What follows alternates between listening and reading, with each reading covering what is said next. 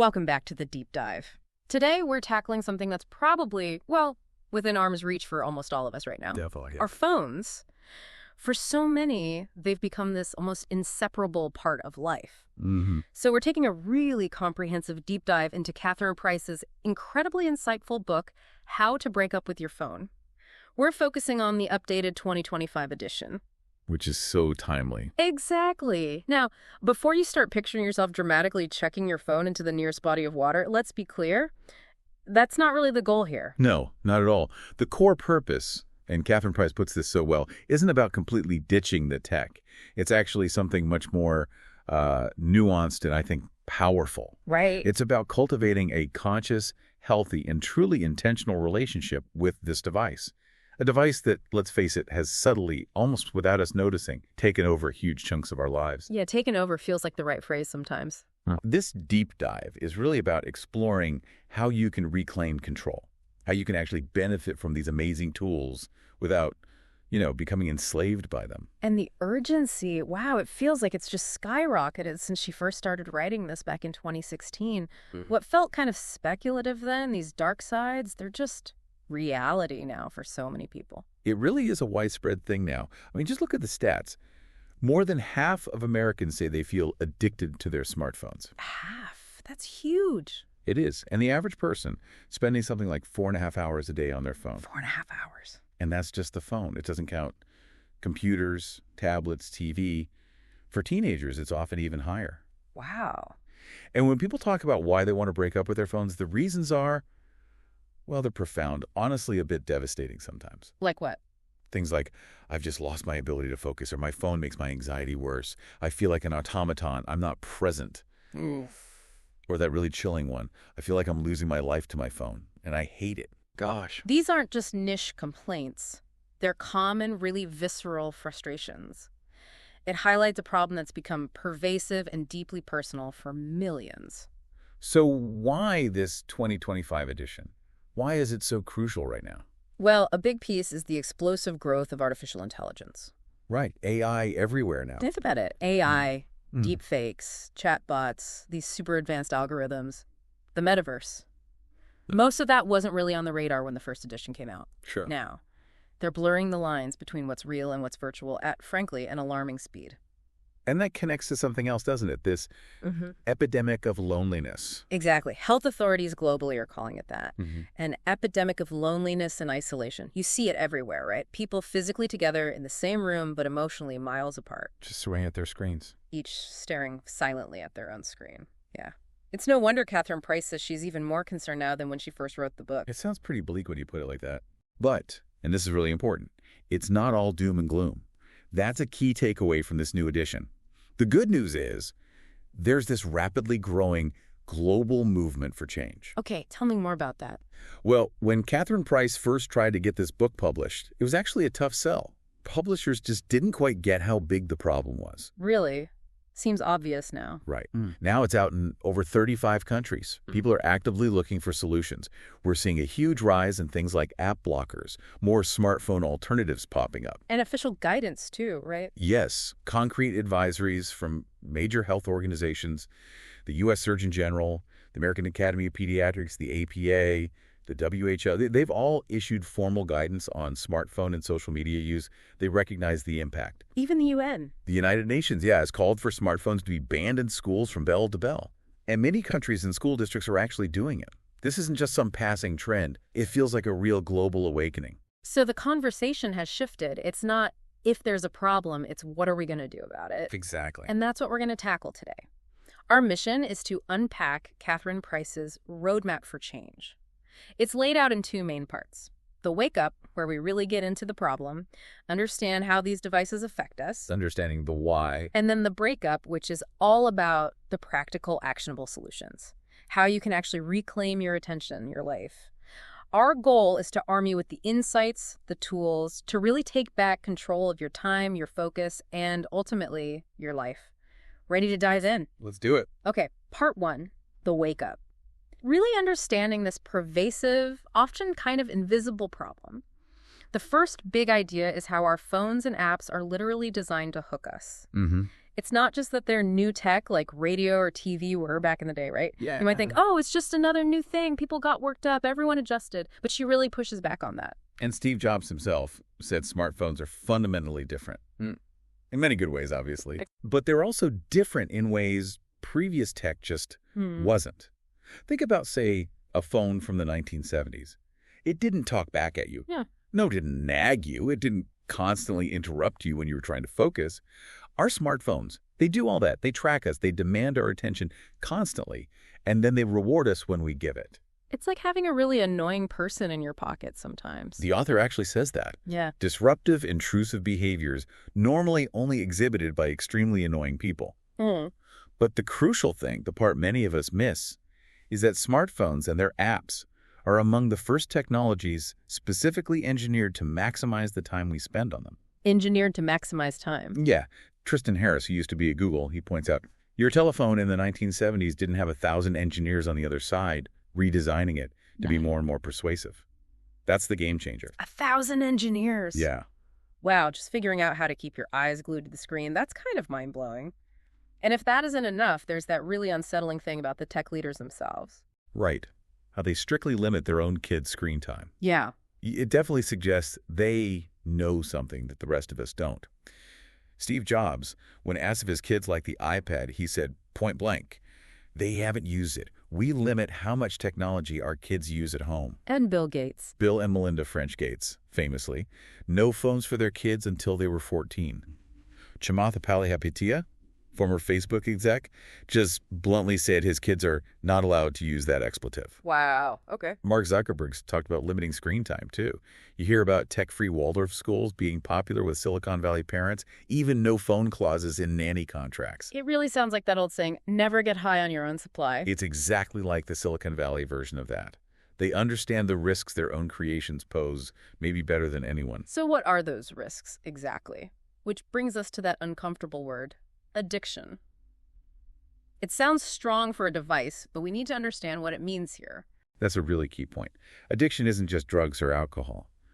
We know people get addicted to behaviors, like gambling. Right. Applied to phones, addiction means continuing to seek something out even when it's causing negative consequences. It involves a loss of control, developing tolerance, needing more for the same effect, and withdrawal if you can't access it. Withdrawal from a phone? Like what?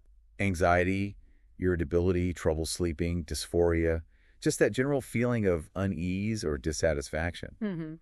The American Psychiatric Association points out that this technology addiction isn't limited to one group. It's increasing everywhere. And these like social media, gambling, gaming, shopping, porn apps, they're particularly problematic. And kids are especially vulnerable. Absolutely. Their brains are still developing, which makes them much more susceptible to these manipulative designs. So if phones are like these modern-day hypodermic needles, as one psychiatrist put it, how do they get the dopamine into us? How does the brain hacking actually work? It's fascinating, really, how designers use our own brain chemistry against us, mainly through dopamine. Okay, dopamine, we hear that word a lot. Right. It's a brain chemical that trains us to link actions with rewards, motivating us to repeat them. It's vital for survival, drives us to find food, water, right. Makes sense. But here's the catch. It's non-discriminatory. If any behavior consistently triggers dopamine, our brain gets compelled to repeat it, whether it's actually good for us or not. So checking the phone. If your brain links checking your phone with a reward, a text, a like, some new comment, a news snippet, it starts releasing dopamine just when you think about your phone or see it. That's why you just find it in your hand sometimes. Exactly. Without even realizing you picked it up. Even seeing someone else check their phone can trigger your dopamine. Wow. And the reward isn't always obvious pleasure. Sometimes it's just relief from boredom or feeling awkward or anxious. Okay. But whatever it is, the crucial part, the thing that really hooks us, is the unpredictability of the reward. Okay, that's the slot machine in your pocket idea. That really clicks. Explain that a bit more. It's such a perfect analogy because it captures intermittent reinforcement. Kristen Harris nailed this. Yeah. Pulling out your phone, you're playing a slot machine for notifications. Right. Swiping down on social media, pulling the lever, hoping for the next cool photo or video, swiping on dating apps, another slot machine hoping for a match. Yeah. These actions use intermittent rewards. Something good might be there, but you don't know for sure or when. That unpredictability, mixed with bright colors, flashy visuals, satisfying sounds, it's deliberately baked into almost every app designed to suck your time. They're mimicking actual slot machines. Pretty much. Some of the most addictive devices ever invented. It is literal brain hacking. So our brains have these vulnerabilities, and the apps are just perfectly designed to exploit them. Beyond the slot machine effect, what other tricks do they use? Well, first off, we're wired as novelty junkies. Our brains love new stuff. Unexpected things trigger dopamine. Phones. They offer an endless fire hose of novelty. Constant newness. Feeling bored for even a second. Switch apps. Not getting a hit from Instagram. Jump to TikTok. Or email. Or the news. You can spend hours just bouncing around, never settling, always seeking that next little hit. If one app doesn't deliver, your brain just doubles down, switches again. That explains that feeling of searching for something, even when you don't know what it is. What else? We also really like reinforcements that give us a sense of control. That satisfying whoosh when you send a text or a notification. It gives a little pleasant sense of agency and power. Makes you want to do it again. And then there's the big one, FOMO. Fear of missing out. Oh, yeah, FOMO. Before smartphones, FOMO was mostly limited to your immediate social circle. Now, phones and social feeds just spray FOMO at us like a sneeze, as the author puts it. Aha! That's a good line. And that constant checking, driven by anxiety about missing out online, ironically, it just increases our overall anxiety and pulls us out of whatever real-life thing we were doing. That makes me think of Sean Parker, the Facebook guy, talking about the social validation loop. Those likes really get in your head, don't they? They absolutely do. Parker was explicit about it. The platform's designed to give a little dopamine hit from likes and comments, directly exploiting a vulnerability in human psychology. Wow. Adam Alter wrote about how a post with 0 likes feels like public condemnation. It's like we're actively choosing to relive the worst parts of middle school, and it directly messes with mental health, depression, anxiety, self-esteem. And the customization, making it feel like our phone. That plays a role, too. Feeling special, feeling like it's a reflection of ourselves, increases attachment. But notice, we have way less control over features that don't encourage us to spend time on them. Right, you can't easily turn off the addictive parts. And curiosity, that feels like a huge driver online. Oh, definitely. Gloria Mark, the attention researcher, calls curiosity the drug of the internet. It's so easy to fall down rabbit holes. The author admits spending 16 minutes watching a video on soup dumplings just because her daughter needed help with modeling clay. Ha! Been there. And our laziness gets exploited too. Features like autoplay, videos, TV episodes, it makes it harder to swim against the current than it is to float downstream. You just keep watching mindlessly because stopping takes effort. And then there's that really startling study you mentioned about fearing our own minds, preferring electric shock. It's profound and, yeah, disturbing. Anna Lembke, the addiction psychiatrist, says bluntly, we'll do almost anything to distract ourselves from ourselves. That University of Virginia-Harvard study where people chose mild shocks over just sitting alone with their thoughts for 15 minutes, it's shocking, literally. One guy shocked himself 180 times. Yeah, it shows this deep aversion we have to just being with ourselves, driving us to seek constant distraction. Which leads to self-medication. Right. Reaching for the phone to get a quick hit of pleasure, or trying to numb pain, anxiety, boredom, loneliness, just like people might use alcohol or drugs. But it doesn't really work, does it? The relief is superficial and fleeting, as Lembke says. And ultimately, it often makes the underlying pain worse, so you add it all up. These phones are like digital Trojan horses, bright, shiny, seem harmless, but packed with tricks to grab our attention. And that attention is the real prize, isn't it? Which brings us to social media specifically, and its business model. Let's dive into why social media sucks. This is so fundamental, but often misunderstood. Social media apps are free because we aren't the customers. Right. Advertisers are the customers. Exactly. And the product being sold is us. Yeah. Our attention and all the incredibly detailed data about us that can be used to influence our behavior. Engagement is the currency. Engagement is the commodity. Every click, like, share, comment. That's what advertisers pay hundreds of billions of dollars per year for. The more we engage, the more data they get, the better they can target us to buy things or think things or do things. It's a feedback loop. So it really is all about our attention. And you argue that's the most valuable thing we possess. It absolutely is. Think about it. We experience only what we pay attention to. We remember only what we pay attention to. What you pay attention to moment by moment, that is your life. That's powerful. And once that attention, that time is spent, it's gone forever. The sheer amount of time. Globally, people spend an average of 2.5 hours a day just on social media. 2.5 hours. That adds up to over a month per year. Think of the enormous opportunity cost. All the other things you could be doing, learning, experiencing. And they're designed to never end, right? No stopping cues. Deliberately. Unlike a book or a TV show with episodes, social media feeds are bottomless. They just keep refreshing, designed to keep you scrolling indefinitely. Yeah. It's like casinos with no clocks or windows. They don't want you to realize how much time has passed. And the big irony, marketed for connection, but often leaving us feeling more alone. The loneliness paradox. It's a deep, painful irony. Yeah. Sure, it connects people across distance sometimes, but often it leaves us with thousands of followers but no actual friends. Ouch. And that loneliness isn't just sad, it has serious health risks. Some studies compare chronic loneliness to smoking 15 cigarettes per day. Wow. The Harvard Grant study, after tracking people for decades, concluded the physical presence of another human cannot be duplicated by a machine. Social media pushes us towards performing our lives instead of living them, interrupting real moments to stage photos for likes. It breeds superficiality, constant comparison, not real connection. And that falsified reality online, the filters, the perfect images, that has real mental health impacts too, doesn't it? Huge impacts. Yeah. Airbrushing, beauty filters, even plastic surgery trends driven by these idealized online images. It sets an impossible standard. Plus, now you have bots, deepfakes.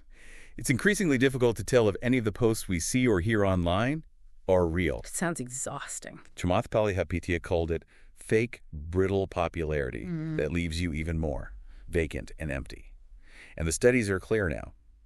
There's a causal link between heavy social media use and worse mental health, depression, anxiety, low self-esteem. But breaks can help. Yes, short breaks might feel worse initially because of FOMO, but research shows that 3 weeks or more of reduced use usually leads to significant mental health improvements. Our brains need that reset. And for teenagers, this problem seems especially critical. The data is just terrifying. It is devastating. CDC data from 2023. 40% of high schoolers reporting persistent feelings of sadness and hopelessness. That's way up from 28% in 2011. 40%. Alarming rises in anxiety, self-harm, suicide rates too, especially among girls, tracking right alongside smartphone and social media adoption. 1 in 5 high school students seriously considered suicide. 1 in 5. Good grief. Gene Twench's article back in 2017, Have Smartphones Destroyed a Generation?, was so prescient, linking these trends directly to when smartphones became ubiquitous. Now, the Surgeon General, Dr. Vivek Murthy, is calling for warning labels on social media, like on cigarettes. Oh, cigarettes. He cites the significant mental health harms for adolescents. And even internal Instagram documents admitted they made body image issues worse for 1 in 3 teen girls, and that teens blamed Instagram for rising anxiety and depression. The evidence is just overwhelming. Beyond mental health, though, there are these really disturbing, almost nefarious uses of these platforms. This is where it gets truly dark and, frankly, chilling. These platforms are routinely used for bullying, human trafficking, sexual predation, drug dealing, child porn, inciting violence, spreading misinformation. It's hard to even comprehend the scale. Investigators found they could find deadly drugs in just 2 clicks on Instagram. The FBI warns about predators using chat in kids' games to extort photos, leading to suicides. Oh my God. A former Meta engineer testified Instagram hosts the largest scale sexual harassment of teens to have ever happened. A New York Times test ad for a child's necklace attracted solicitations for sex acts from accused offenders. That's horrifying. And the companies know. Whistleblower documents confirm they are well aware of these issues, but the responses are often inadequate or nothing at all. Their focus seems to be more on recruiting younger users, tweens, calling them a valuable and untapped audience. It's a stark picture of prioritizing engagement over safety. A shocking disregard. And this extends to the surveillance and how it's polarizing society. It feels like we're trading more than just our attention. The depth of data collection is unsettling. They gather info about our offline lives, income, car type, even SSNs, credit card buys, and infer our values, anxieties, health, mood, personality. Roger McNamee, an early Facebook investor turned critic, calls it deeply creepy and warns it will get creepier. Jaron Lanier says the algorithms doing this are stored in files that can't be hacked. They're that valuable. And this drives polarization. Because the business model rewards engagement above all else, sensational content stuff that triggers fear, outrage gets amplified, true or not. This inevitably leads to an increasingly polarized society where extremism and cruelty are rewarded, compromise looks weak, and there's no longer a shared definition of the truth. That's a terrifying thought. Chamath Palihapitiya put it starkly. Social media is destroying how society works. Okay, wow. So phones hook us, hijack our brains, exploit our attention, harm our mental health, impact society. Practice It's a lot. But here's where it gets maybe even more personal and fascinating. Your phone isn't just influencing you, it's actually changing your brain, your attention, your memory. It's rewiring you. This is one of the most groundbreaking but also hopeful ideas from neuroscience. Our brains aren't fixed, they change constantly. Neuroplasticity. And we have some control over it. Neuroplasticity. The classic example is London cabbies. They had to memorize 25,000 streets. Researchers found the part of their brain for spatial memory. The posterior hippocampus was physically larger than in non-cabbies. Physically larger. Just from memorizing streets. The more they practiced, the bigger the change. It shows how intense practice can cause physical changes in the brain. Okay, so think about that. If memorizing streets changes your brain, what is spending 4+ hours a day on these devices doing? Devices constantly pinging, scrolling, demanding attention. It is actively sculpting our neural pathways, often making us more distractible, less able to focus deeply. It's not just a metaphor. It's real rewiring. It's rewiring us. Chamath Palihapitiya warned about this. Daily hours on apps are rewiring our psychology and physiology. Nicholas Carr wrote, if you wanted to invent a device to rewire our mental circuits as quickly and thoroughly as possible, it would look like the internet. He argued that if you wanted to create a society that's perpetually distracted, burned out, and overtired, with weak focus, memory, deep thought, more loneliness, anxiety, self-absorption, you'd likely end up with the smartphone. We are quite literally training ourselves to be distractible. Phones as distraction machines. That phrase really resonates. It causes that continuous partial attention thing. I feel that constantly, trying to focus. That's exactly it. Our brains are naturally distractible. It's a survival thing, noticing changes. But concentration, that's hard work for the prefrontal cortex, the bit for decision-making, self-control. And gets tired easily. Yeah, decision fatigue. When we're bombarded constantly, our ability to choose what to focus on and, crucially, what to ignore is under assault. And the less we practice ignoring distractions, the worse we get at it. Like online reading versus print. Exactly. Online links and ads force constant split-second decisions, pulling attention away. It makes it harder to absorb, harder to remember. It trains our brains to skim. Whereas print reading activates areas for actually absorbing and understanding information. It literally changes how we think, strengthens attention. And attention spans are actually shrinking. Gloria Mark's research is startling. Average focus time on a screen plummeted from 2.5 minutes in 2004 to just 47 seconds today. 47 seconds. Yep, and after any interruption, it takes over 25 minutes to get back on track. 25 minutes. And this constant distraction is profitable for advertisers. A distracted person clicks more ads. Which brings us to multitasking. We all think we're good at it, but you're saying, nope. Basically, nope. It's a myth. Our brains can't do two cognitively demanding things at once. What feels like multitasking is actually task switching, rapidly shifting focus back and forth. And that's bad. It's mentally exhausting, physically taxing, and devastating to our productivity. Leaves us stressed, anxious, burned out. There was a study on this. Clifford Nass at Stanford studied heavy multitaskers. Shockingly, they were terrible at every aspect of multitasking, ignoring irrelevant stuff, organizing memory, switching tasks, but they thought they were great. They were totally unfazed. Wow. Nass worried it was creating people unable to think well and clearly. Our phones, by pushing this constant task switching, just make it worse. Less effective, more tired. So, shattered attention, exhausting task switching. What does this do to memory? How does the phone mess with remembering things? In several ways. Jonathan Haidt calls phones experience blockers. If your attention's on your phone, you weren't really there mentally, so no strong memory forms. Like parents missing their kid's goal. Exactly. Or vacation spent scrolling, with few actual memories of the place. Plus, our short-term memory is tiny holds maybe 2-4 things. The fire hose of information from phones easily overloads it. We feel mentally wiped, can't process. And long-term memory. Forming long-term memories needs new proteins made in the brain. That process gets derailed if we are distracted or interrupted. More scattered attention equals fewer solid long-term memories. And creativity. I mean, need space, right? Which phones fill? Precisely. Creativity needs relaxation and mental space. It often sparks from boredom, something phones help us avoid constantly. The Lin-Manuel Miranda story. Yeah, his friend entertained himself for hours with a twig while Miranda played Donkey Kong.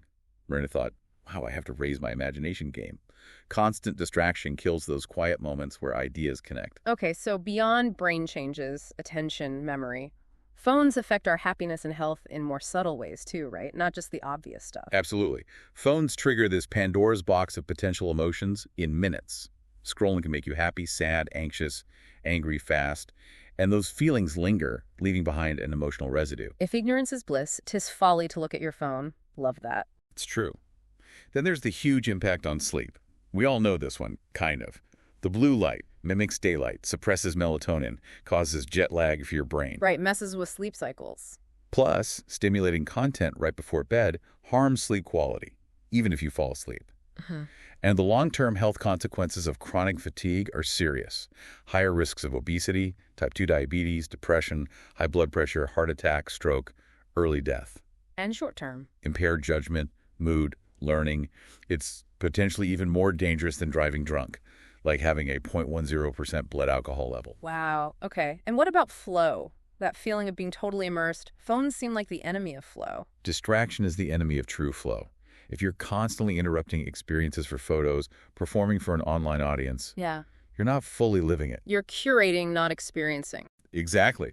Csikszentmihalyi, the flow guy, called mindless scrolling or binge-watching junk flow.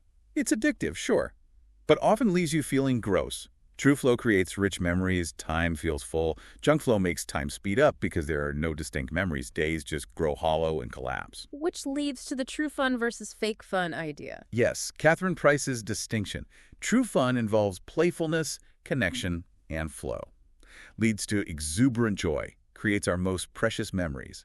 Fake fun is that mindless consumption that leaves you empty. And phones mostly offer fake fun. They trick us into thinking they're fun, but rarely provide true fun unless used specifically as a tool for playful, real connection. Reclaiming time from fake fun. That creates space for true fun, real joy.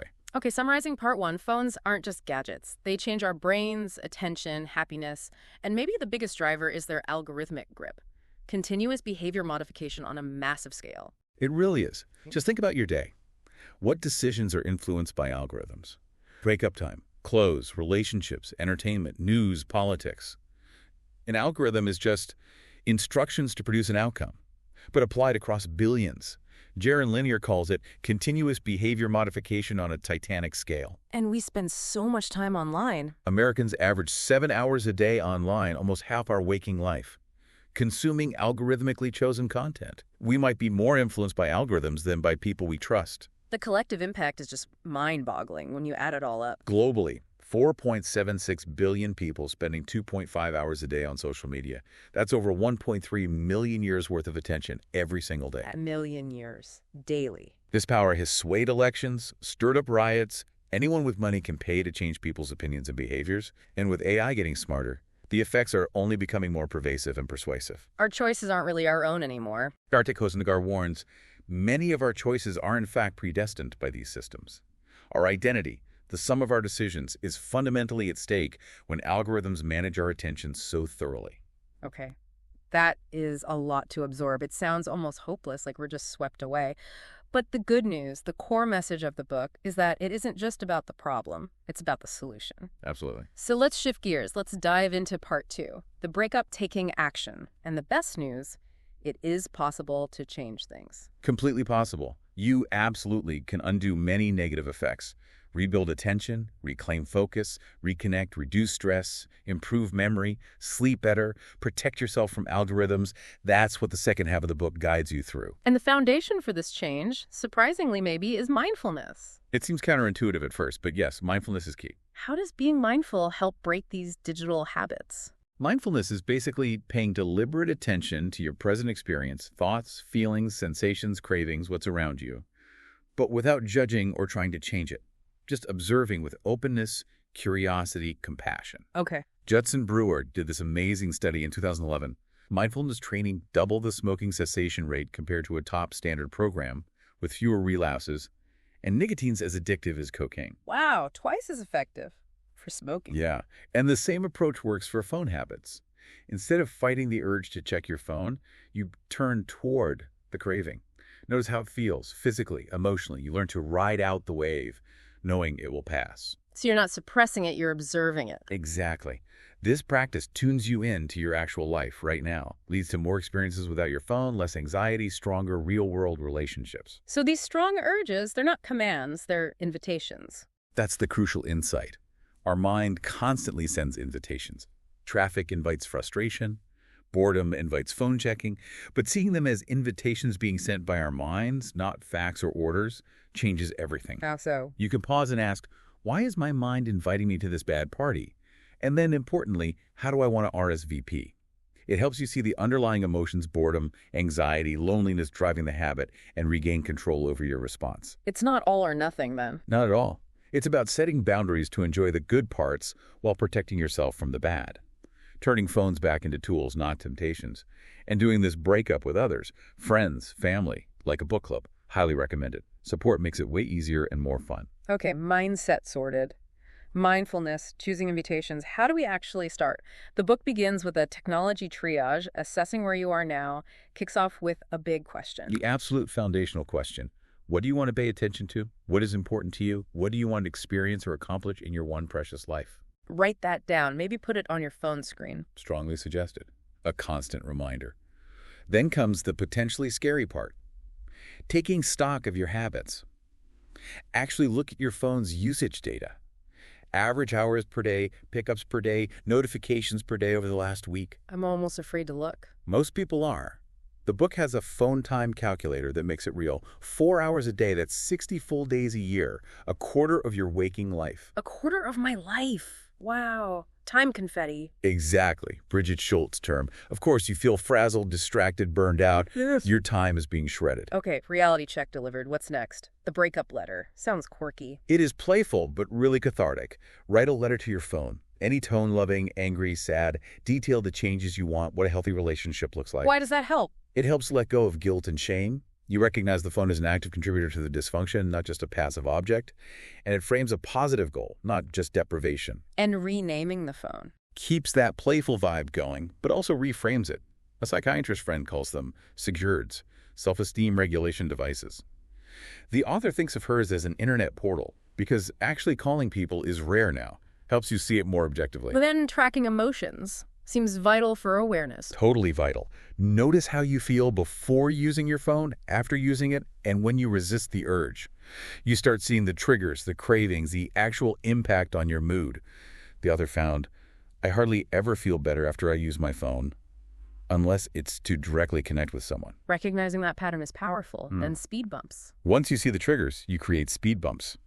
Small obstacles between impulse and action. A rubber band on the phone, a sticker, changing the lock screen to ask, why did you pick me up? Little pauses. Exactly. Yeah. Some apps even add a 1-second delay before opening others, surprisingly effective. This leads to the WWW exercise. Before picking up mindlessly, what is for, your purpose, why now?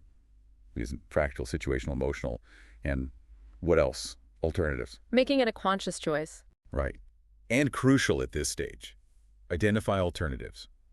If you free up phone time, you need fun, real-life stuff ready to fill that space. Otherwise, anxiety hits, you relapse. The more fun you're having in real life, the less tempted you're going to be to reach for your phone. Okay, triage done. Habits understood. Now for the really practical changes. Changing your habits. First up, dealing with those time-sucking apps. Deleting them. This is a big one, often tough. Problem apps are like junk food, instant hit, hard to stop. Identify yours, social media, games, shopping, news usually. How do you know it's a problem app? You crave it, open it on autopilot, lose track of time, feel bad after, get irritable without it. The thought of deleting freaks you out. Okay, yeah. Ask yourself, what would you pay for this app versus what you'd pay to avoid missing a real experience? Usually a big difference. So what are the options? Delete completely. Often recommended, especially for social media. Oh. Or access only via browser, less engaging, adds friction. Or an on-again, off-again relationship reinstalling acts as a speed bump. Expect withdrawal. Maybe. Anxiety, irritability, insomnia, dysphoria, but your brain adapts. Yeah. You start enjoying simple rewards again and use identity framing, saying, I don't do X is stronger than I can't do X. Why is that? I can't. Feels like deprivation, a battle. I don't aligns with your identity, who you choose to be. I don't scroll after 9 p.m. becomes a value, not just a restriction. And do it with friends. Social support helps massively. Next up, notifications. Those constant dings and buzzes. Gotta say no. They create a powerful Pavlovian loop. Hear or see one, anticipate something new, unpredictable dopamine hit, drives you to check. Creates chronic anxiety anticipation just having the phone nearby. Explains why a phone on the table feels disruptive. Exactly. And phantom vibrations. Over 80% of college students experience them. The advice: turn off all non-essential notifications. Email badges, dings, everything, both in phone settings and within apps. Keep exceptions for VIPs only. Make notifications a choice, not constant hijacking.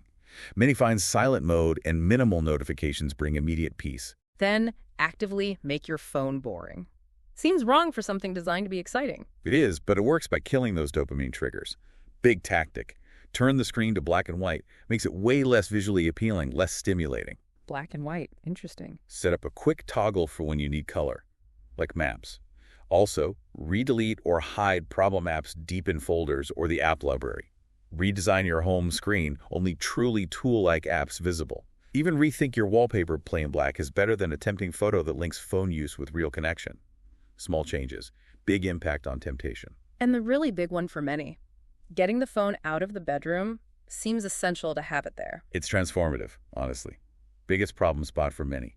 Taking it out eliminates automatic morning-night scrolling. Makes phone use a deliberate choice, not habit. Need a separate alarm clock then? Yep, and a charging station outside the bedroom. The benefits are huge. More relaxing evenings, easier sleep, no blue light, no stimulating content, better sleep quality, massive health focus impact. Intentional mornings not immediately hijacked. What about medical devices or listening to audio? Exceptions, sure. Use app blockers on medical device apps if needed, wireless earbuds, and a sleep timer for audio. For families, a phone bank game helps accountability. A phone lock docs works for strong resistance. People consistently report significantly better sleep. Okay, removed negative triggers, created boundaries. Now add triggers for positive habits. Build something new in the space. Exactly. Replace unwanted habits with good ones. Add new triggers. Reduce friction for the good stuff. Want to stop texting and driving? Phone in glove box, podcast queued up, want to read more, book on the nightstand where the phone was. Find the real reward the phone was faking. Precisely. Identify the true need, connection, info, boredom relief, and find healthier, phone-free ways to meet it. And sometimes, ironically, you need to use technology to protect from technology. This is where app blockers are gold. Programs or devices that block access to time-sucking app sites. Turns your smartphone into a souped-up flip phone on command when needed. Different kinds available. Native phone features like screen time, third-party apps, self-service family controls. Great for productivity, weaning off apps if deleting feels too much, blocking across devices. The author finds just knowing she can't access sites reduces the craving, removes the internal battle.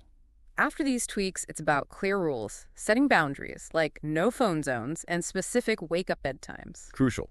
Removes constant decision-making, no phone zones. Placetime's phone use is banned. Mealtimes, meetings, family time. Helps presence, connection, give your phone a bedtime, at least an hour before yours, and a wake-up time, 30 minutes after yours. Enforce with do not disturb or app blockers.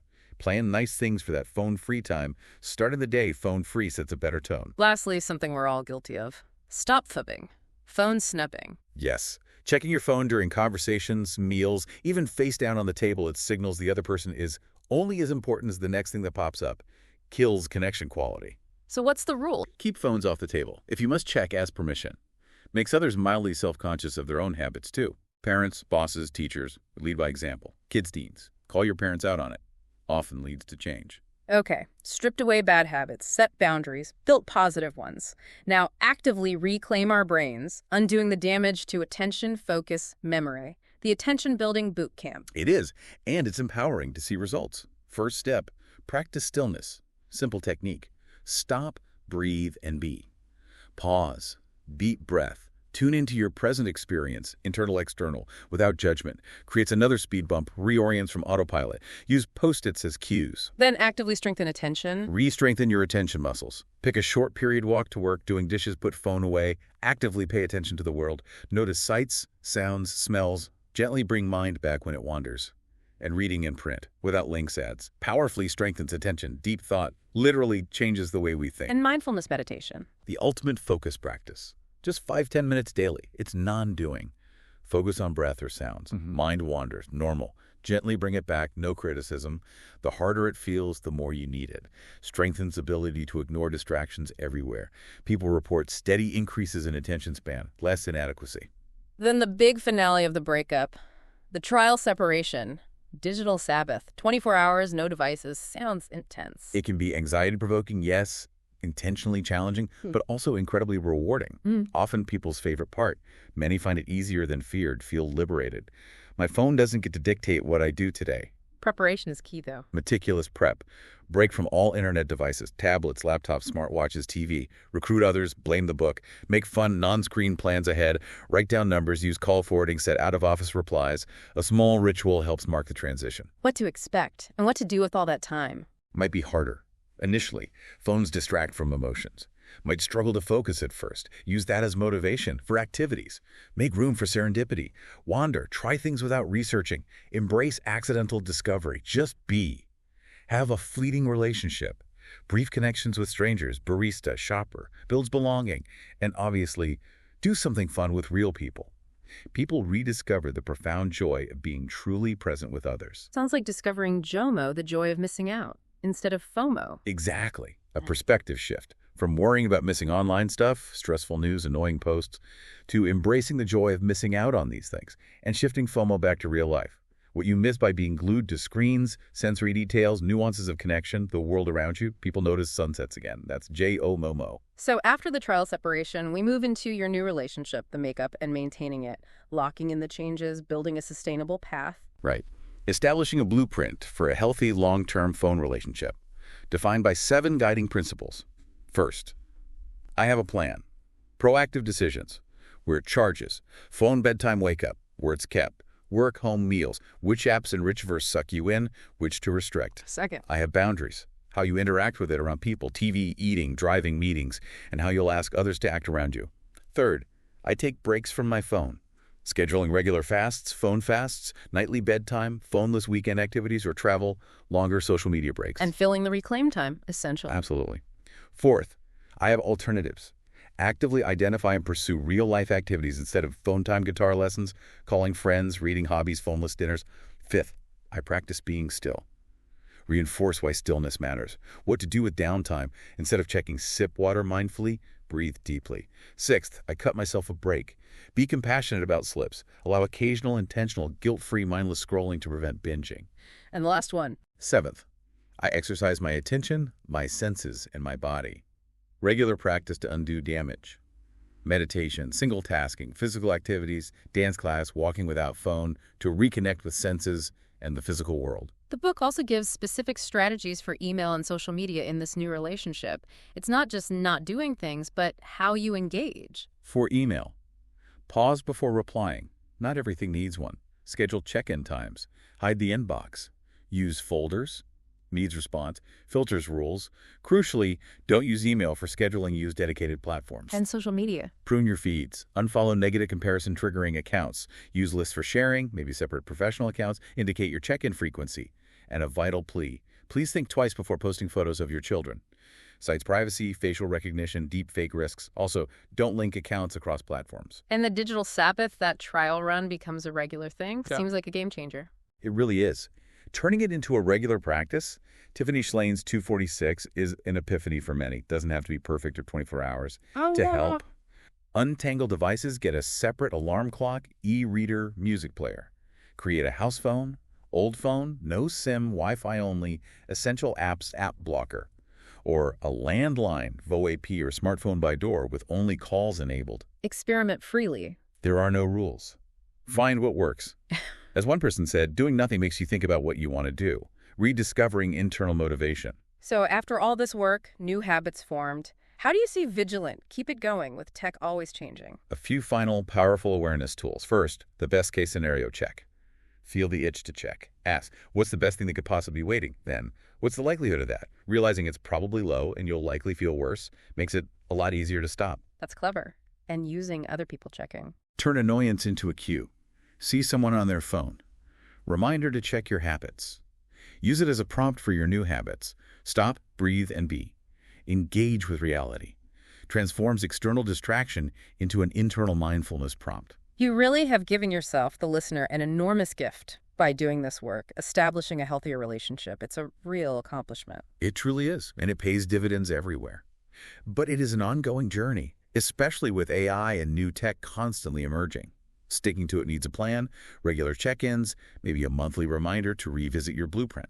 The power is aligning daily actions with your deepest values. We really do have less time than we realize, but also, surprisingly, more time than we think. Reclaim those hours from screens and the possibilities just expand classes, books, hobbies, friends, passions, skills, trips. This is your one precious life. So the ultimate question remains. This is your life. What do you want to pay attention to?